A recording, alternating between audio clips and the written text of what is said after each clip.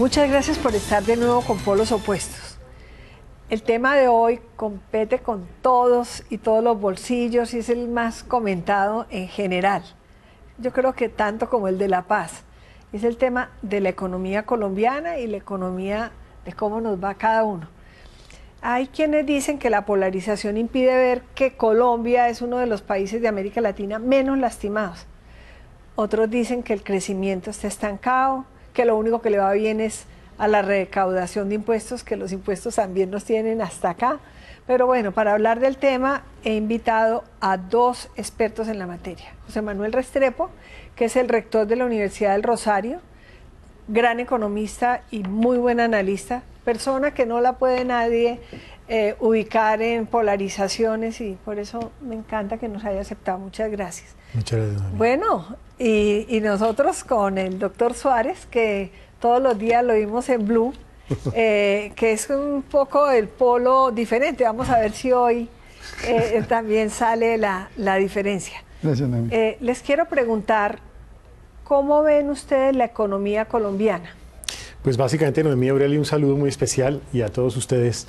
Yo personalmente siento que hay una verdad inocultable. Nosotros no podemos tapar el sol con las manos.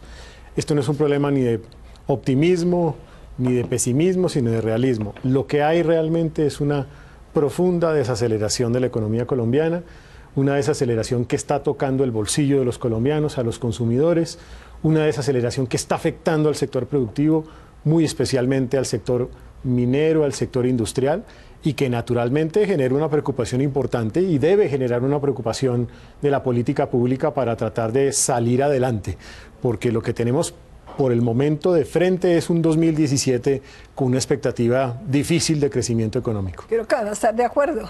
Pues no tanto. No, a ver. Por esto, porque es que yo descreo un poco de las fotos de la economía. Entonces tomamos la foto y decimos, hey, estamos desacelerados. No, yo creo que ha habido un proceso explosivo de la economía que ya viene en cadena. Mire, en el año 2013 estalló la agricultura. En el año 2015 estallaron las cuentas externas del país. Tuvimos un déficit en la cuenta corriente de la balanza de pagos de más del 6,5% del Producto Interno Bruto, 19.500 millones de dólares, que en pesos colombianos, para los que nos están viendo en el país, son 60 billones de pesos, más o menos, contados largos. El año pasado, 2016, tuvimos un déficit fiscal altísimo, el 4% del Producto Interno Bruto, 37 billones de pesos. Y ahora estalla la economía. O sea, que venimos en una explosión en cadena. No es una foto, es la explosión en cadena de la agricultura. La industria no la menciono porque nunca arrancó. La agricultura, las cuentas externas, el déficit fiscal y ahora está estallando toda la economía. El problema que tenemos no es de un mal paso, no es de que digamos que nos toca aquí pasar por el barrial un ratico, no. Aquí hay un problema estructural del diseño económico, de la política económica del país. Y ahí le voy a preguntar al rector Restrepo. Estos modelos nuestros que son como híbridos, porque pues América Latina ha asumido prácticamente un estado de bienestar con tintes populistas en muchos casos, liberales en otros, llamado neoliberalismo pues para otros. Es decir, con el modelo que tenemos, ¿es posible salir adelante o seguimos dependiendo de variables exógenas como el precio del petróleo que no depende de nosotros, etcétera, etcétera? ¿O usted cree que sí se puede dar políticas públicas ahora con las realidades internacionales que permitieran mirar mejor el futuro de la economía colombiana? Y nosotros no podemos dejar de reconocer que en la perspectiva de mediano y largo plazo, la realidad es que los países emergentes, incluido América Latina, crecieron a tasas muy importantes. Es decir, no son tasas menores, en algunos casos por encima del 4%, en otros por encima del 5%. Aún Colombia creció a tasas importantes, tanto así que se redujo la pobreza extrema y la pobreza relativa, tanto así que se generó clase media, tanto así que se generó incluso formalidad en los mercados laborales. La realidad también, y nosotros no la podemos dejar de presentar como es que el país se enfrentó a una crisis de un choque internacional muy importante que fueron la caída de los precios internacionales del petróleo, que generaban 50% de las exportaciones, 18% de los ingresos fiscales. Pero hay una política pública equivocada que es concentrar en y yo no niego que en esa perspectiva de largo plazo, no lo niego, A Colombia sí le ha faltado una identificación de cuál es su gran fuente de crecimiento. Nosotros no tenemos claro eso. Por muchos años vivimos de café, por muchos otros vivimos de petróleo y todavía no tenemos claro cuál va a ser la fuente de crecimiento de largo plazo. Si no la tenemos claro, ni vamos a responder. Creería? Hombre, yo personalmente creo que este es un buen momento para realmente apostarse por un sector que históricamente ha sido olvidado, que es el sector del agro y de la agroindustria. Y me parece que también el país podría tener una opción importante en materia de servicios, aprovechando el talento humano que tiene. Pero cualquiera de esos dos frentes supone esfuerzos gigantescos de construcción de capacidades. Es decir, con el sector agro que tenemos actualmente, nosotros no somos capaces de realmente crecer en forma significativa en agroindustria en los próximos años. Naturalmente, esto supone una reflexión estratégica de largo plazo. Esa reflexión estratégica de largo plazo, insisto, no puede tampoco desconocer los avances sociales de largo plazo, ni tampoco puede desconocer la realidad que enfrentamos internacionalmente. Doctor Suárez, en esto de la productividad, lo de Colombia es muy triste, porque nosotros tenemos una productividad, un trabajador nuestro produce la cuarta parte de uno de Estados Unidos y uno nuestro la mitad de Chile, y aquí se trabaja, y se trabaja duro. ¿Qué es lo que nos está pasando en productividad? Pues mire, Noemí, es que si no hay industria, ¿cómo puede haber productividad? Si no hay un desarrollo industrial. Y ya lo señalaba de alguna manera el doctor Restrepo. Aquí en Colombia se está hablando de que nos vamos a venezolanizar. Si es que el país lo venezolanizaron, la economía.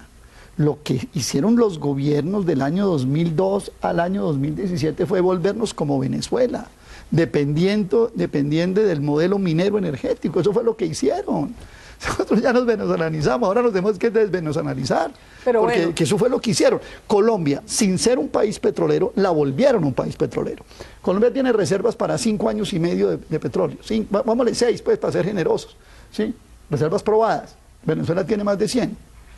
Y nos pusimos a competir con un modelo minero energético, abandonamos la agricultura y la industria, y le digo, lo más grave de esto es que yo no tengo una visión pues, muy positiva en que la recuperación de la industria la podamos hacer rápido, porque depender del modelo minero energético acabó con la agricultura y con la industria. Sí, pero yo lo voy a preguntar algo, lo interrumpo. Acuérdense la famosa pregunta de la enfermedad holandesa, de la famosa campaña electoral, claro, la que le hicieron, ¿cierto? Que me hicieron que contesté bien y que me la volvieron por efectos. Y que fue lo que pasó en Colombia. Pues el Aquí en Colombia lo que hubo fue el castigo a la pregunta fue, a ver, y aunque Santos dice que lo que hubo fue un resfriado holandés, ¿por qué el dólar pasó de 1.700 pesos a 3.000, hablemos de números redondos, en los últimos 3 años, y sin embargo no reaccionan las exportaciones agrícolas industriales? Por una cosa muy sencilla, porque quedaron estériles. Porque no vengan a hablar de productividad, no vengan a hablar de nada, pero es que si lo que hay que reconstruir todo el aparato industrial y agrícola del país, porque 10 años de modelo minero energético lo arrasaron. No solamente lo arrasaron, nos generaron déficit en las cuentas externas, déficit fiscal. Y lo peor de todo, Noemí, permítame si me alargo un tris, es la forma como se ha corregido el problema. Se ha corregido frenando la economía. Usted queda con el uso de la palabra, pero nos toca hacer una pausa.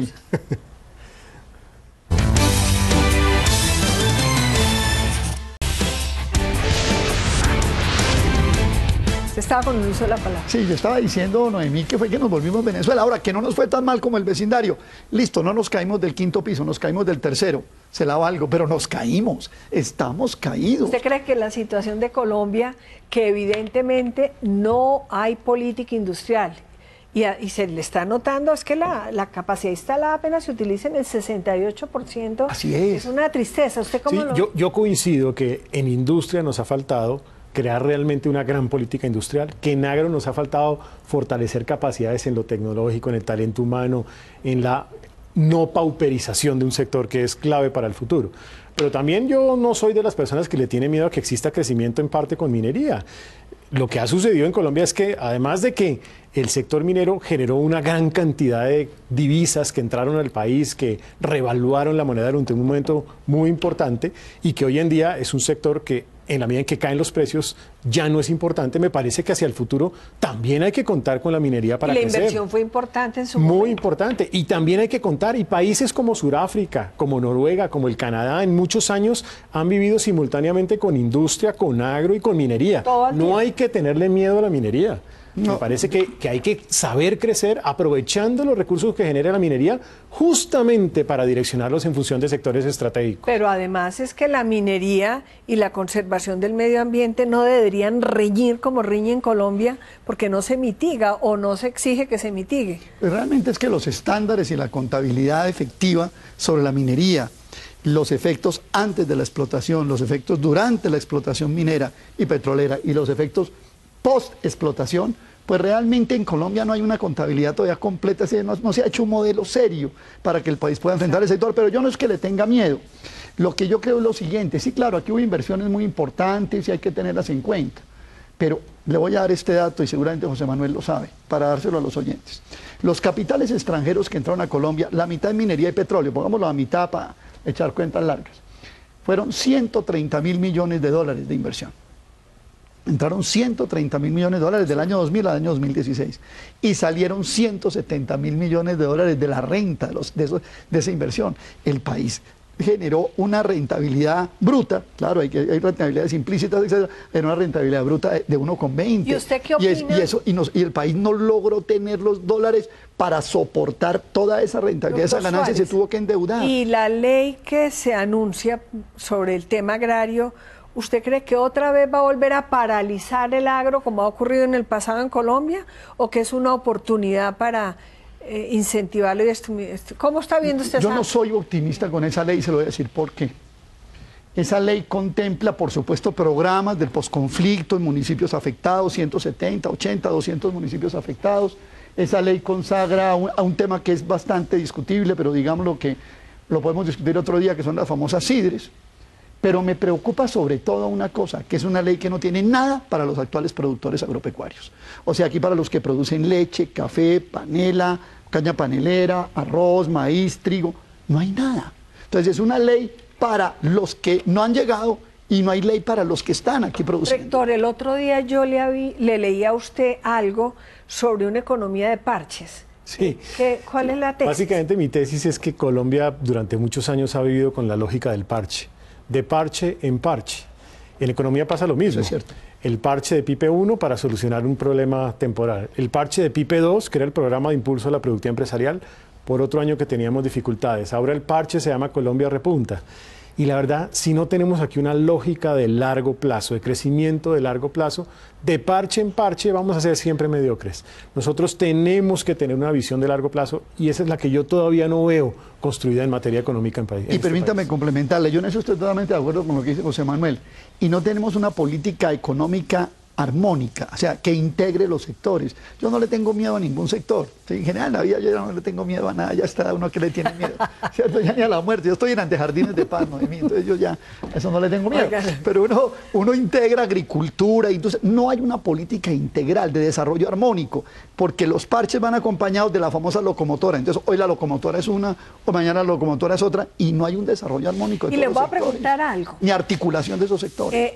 Yo creo que el éxito del director de la DIAN es clarísimo en cuanto al cabalero, al recaudo de impuestos. Todos vivimos exhaustos. Pues hasta las bolsas plásticas.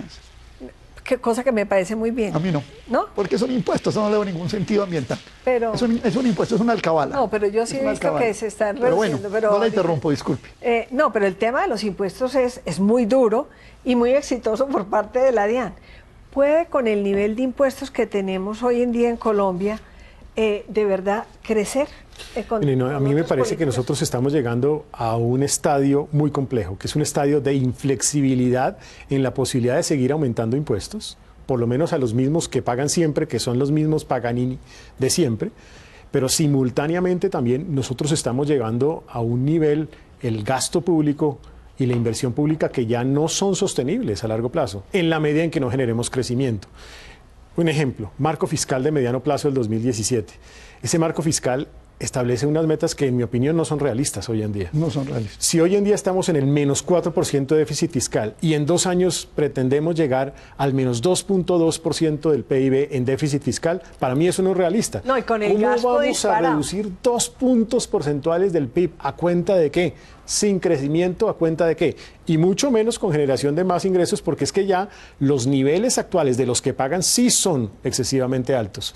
Mientras tanto, la evasión fiscal sigue rampante. Noemí, yo creo que hay que mirar esto de los impuestos en su conjunto. Es que lo peor que ha pasado, y algo estaba diciendo yo antes de que nos fuéramos a comerciales, es la forma como se ha tratado de corregir el problema. Entonces, el déficit externo, para que no se agravara y no se volaran los capitales, etcétera, etcétera, se resolvió con subiendo tasas de interés. O sea, metiéndole un freno a mano a la economía, estamos en 3,25 y llegamos hasta 7,5 en tasa de interés, y ahora estamos reversando. Y el déficit fiscal, el déficit fiscal con impuestos indirectos. Porque cuando uno mira qué es lo que va a pasar con la economía colombiana, es esto: en los próximos 6 años vamos a recoger 92 billones de pesos más, 92 billones de pesos más. O sea, nos vamos a ir, yo creo que a 300 billones de pesos. ¿Y lo de las vigencias futuras? Esos son cheques, de esos cheques que tienen uno en la oficina guardados, firmados, que los tienen en un cajón, claro, de burlar la regla fiscal, pues por supuesto, esos cheques que usted tiene girados los tiene en un cajón, señorita, no los lleva a la contabilidad. ¿Y el Banco de la República por qué no baja más las tasas de interés? Por una cosa muy sencilla, porque si el Banco de la República baja más los tasas de interés, sin bajar la inflación debidamente, ahora, y la inflación debidamente, entonces la tasa de interés queda negativa. Estamos en inflación de 4,2 y en tasa de interés de 5 y pico, entonces apenas tienen los bancos un margen realmente efectivo del 1 y pico de tasa de interés positiva, ¿cierto? Que es muy baja. Ahora, el problema está en la inflación. Pero entonces, ¿cómo bajamos la inflación si el 35% de nuestros alimentos son importados, si el 30% de las materias primas son importadas, y entonces como hay devaluación, la inflación Pero hay que tener golpea la economía? Un poco de cuidado con ese planteamiento de seguir bajando tasas de interés. Yo estoy de acuerdo en bajar tasas de interés, creo que se ha hecho un esfuerzo importante, pero todavía hay algunos que dicen, listo, ya bajamos las tasas de interés, ¿por qué el país no crece?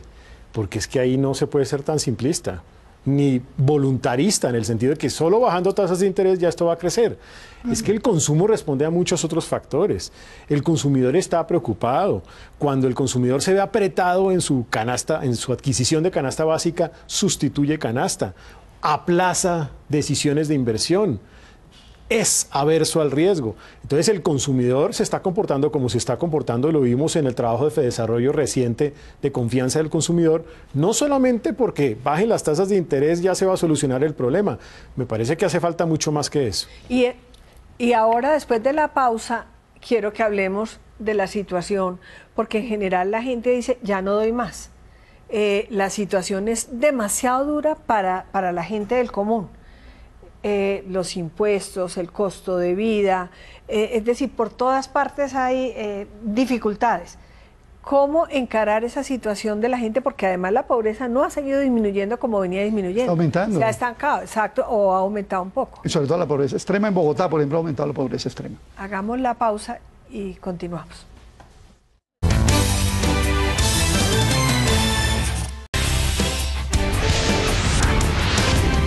Aquí encontré polos opuestos, santafereño y millonarios, que tiene 2 hijos de millonarios, o sea que... Sacan la cara por la familia. Claro, pero tú estabas diciendo que si hubieras tenido un hijo de Santa Fe le cobraba riendo. No, todavía hay tiempo de corregirlo. No, esto ya, antes bueno, ya los nietos van a ser de millonarios. Menos también. mal que el fútbol nos distrae porque la situación de la gente es difícil. ¿Por qué tan complicada? ¿Y qué se puede hacer como para aliviar un poquito la carga de la gente del común, de los que ganan 1 o 2 salarios mínimos? Yo creo que sí es complicada, yo creo que lo está viendo uno en el mercado. Hay una reducción de consumo, hay una reducción de consumo en servicios, incluso como la educación. Hay muchas personas que se han abstenido de realizar inversiones en sectores básicos como este, por ejemplo, de la educación, en algunos otros casos en temas de salud también. De transporte también. De transporte. A mí me parece que sí es indispensable una reacción mucho más rápida de gobierno en materia de generación de ingresos en sectores claves de empleo. A ver, dígame, ¿qué haría? A mí me parece, es muy difícil decir en este momento qué hacer, porque realmente estamos un poquito tarde para hacer muchas de las cosas que podríamos hacer. Pero yo creo que podemos aprovechar, si agilizamos más el tema de inversión en 4G, de construcción, algo de generación de empleo en esa dirección. Me parece que hay que hacer una apuesta grande en industria, reduciendo costos que lo hacen muy poco competitivo al sector industrial para animar empleo. Me preocupa el aumento de la tasa de desempleo. Parece que los temas de costos de logística y de transporte se podrían tomar decisiones relativamente rápido si hubiera voluntad política también naturalmente en esa dirección. ¿Cómo disminuir qué? Y yo creo que a largo plazo, y también de los recorridos, los costos mismos del transporte en Colombia son excesivamente altos. todo el tema de fletes de transporte son supremamente altos, eso hay que corregirlo rápidamente. Y me parece que hay que pensar en estrategias de largo plazo, por lo menos para estudiarlas. Estuve en la reunión de la OSD Mundial y se discutió con mucha frecuencia y con mucho interés el tema del ingreso básico universal, de pronto generar espacios a través de los cuales se generen nuevos ingresos para las familias para que puedan adquirir. Si nosotros no hacemos un esfuerzo grande de demanda, de generación de demanda, esto va a ser muy difícil de solucionar. El crecimiento va a ser imposible. Mire, Noemí, le voy a dar unos datos dramáticos que tienen que ver con lo que a usted le gusta que le hable la gente de la canasta familiar. Los lácteos en el último trimestre crecieron menos 1,1, el peor trimestre desde 2009. El azúcar lleva 18 meses cayendo en menos 4,3%. Todos a dieta. La mermelada es los por otro textiles lado. y la mermelada no cuenta aquí. Los textiles menos 1,3%, lo peor, lleva 5 años cayendo. Y en zonas rojas, bebida, vestuario, calzado, minerales no metálicos, muebles y petróleo. O sea, estamos hablando de la base de la economía. ¿Y usted qué recomendaría para que la gente le aliviara un poquito su situación? ¿Qué hizo Estados Unidos cuando la crisis del 29? Un programa de empleo público. Que aquí hay que hacer un programa. De las 4G, acelerarlas. No, pero es que las 4G, es bueno mirar esto. Las vías 4G no son intensivas en empleo.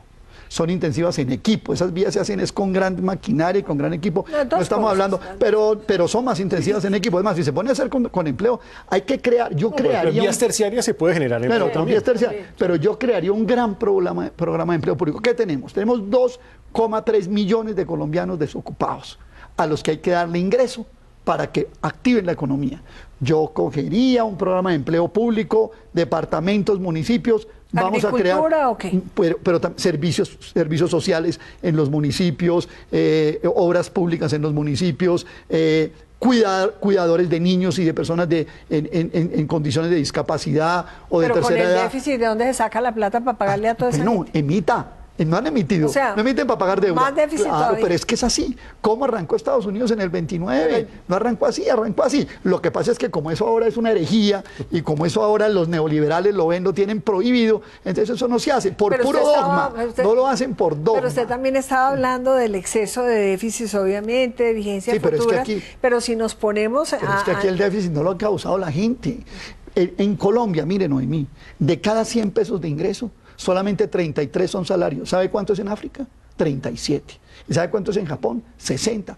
¿Cómo vamos a arrancar una economía con una gente que no tiene la plata entre el bolsillo? Hay que meterle plata entre el bolsillo a la gente, a la masa, a la base, que por primera vez dejemos de pensar en la élite, en las multinacionales y pensemos en la gente, en el ciudadano de a pie, le demos plata para que él tiene la clave para la solución de la economía. Se nos acabó el tiempo, ¿quiere decir algo? No, yo sí diría que es válido la generación de ingresos para la demanda, pero también hay que trabajar con el desarrollo productivo del país. Es decir, sin empresa, de nada sirve lo anterior. Hay que generar empresas simultáneamente. Y política. Y hay que animar esa generación de empresa. Y yo creo que esos dos esfuerzos no se pueden dar el uno sin el otro. No, y son compaginados, claro. Parece que de pronto puede haber una oportunidad con la firma de los acuerdos de paz, con lo que se ha estimado también para el sector del agro. Ahí va a haber recursos para el sector agrícola, aún en presupuesto. Hay que meterle la plata en el bolsillo a los colombianos. Si no le mete plata entre el bolsillo, las empresas tendrán demanda y pueden avanzar. Claro. Pero si meterle plata entre el bolsillo a los colombianos, olvídense que esto va a salir adelante. Seguir invirtiendo aún más en educación. Y acercarse al mundo, atraer más inversión del mundo entero. Claro, y otro tema es disminuir el gasto. Pero que no saque más de la que meta. El gasto es que cuando uno ve la forma como se gasta en determinados sectores no necesarios, el dinero de los impuestos de los colombianos da mucha tristeza. De modo que yo sí creo que hay que seguir estas recomendaciones tan importantes que oímos. Muchísimas gracias. Que personas tan idóneas nos estén hablando y sin pasión. Porque ese tema de la polarización que es normal, yo no sé por qué escandaliza en determinadas materias si es que la democracia trae polarización normal. Es que en economía no hay polarización porque el modelo de Uribe es el mismo de Santos. Bueno, muchísimas gracias. Por eso no hay polarización en economía. Hasta el próximo programa. Bueno.